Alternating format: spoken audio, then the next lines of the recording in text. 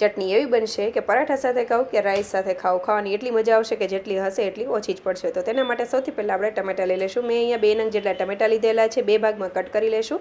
એક પેન લઈ લઈશું, તેમાં થોડું એવું તેલ એડ કરીશું। તેલ થોડું ગરમ થઈ જાય એટલે આપણે ટમેટાને આ રીતે ગોઠવી દઈશું અને થોડા એવા તીખા મરચાં એટલે મેં 2 નંગ જેટલા લીધેલા છે, 4 થી 5 કડીઓ લસણની એડ કરી દઈશું અને ઢાંકીને તેને થવા દઈશું। થઈ જાય એટલે આ રીતે મરચાં અને લસણની કડીઓ સૌથી પહેલાં કાઢી લેશું અને ટમેટાની ઉપરની છાલ આ રીતે નીકળી જાય ત્યાં સુધી કરવાનું છે। હવે બધી વસ્તુને લઈ અને એક ખરલમાં આપણે એડ કરી દઈશું। સાથે થોડું તેલ જે છે તે પણ એડ કરી દઈશું।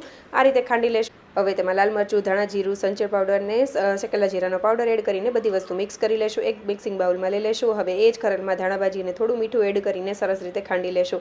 આ રીતે પેસ્ટ થઈ જાય એટલે બંને વસ્તુને મિક્સ કરી લેશું અને જે પેનમાં ફ્લેવરવાળું તેલ હતું એ એડ કરી લીંબુ અને બારીક કટ કરેલી ડુંગળી એડ કરીને ચટપટી એવી ચટણી આપણે તૈયાર કરીને રેડી થઈ ગઈ છે। કોઈ પણ વસ્તુ સાથે ખાવાની ખૂબ જ મજા આવશે। જો રેસીપી સારી લાગે તો ફોલો જરૂરથી કરી દેજો અને લાઇક શેર કરવાનું ભૂલતા નહીં।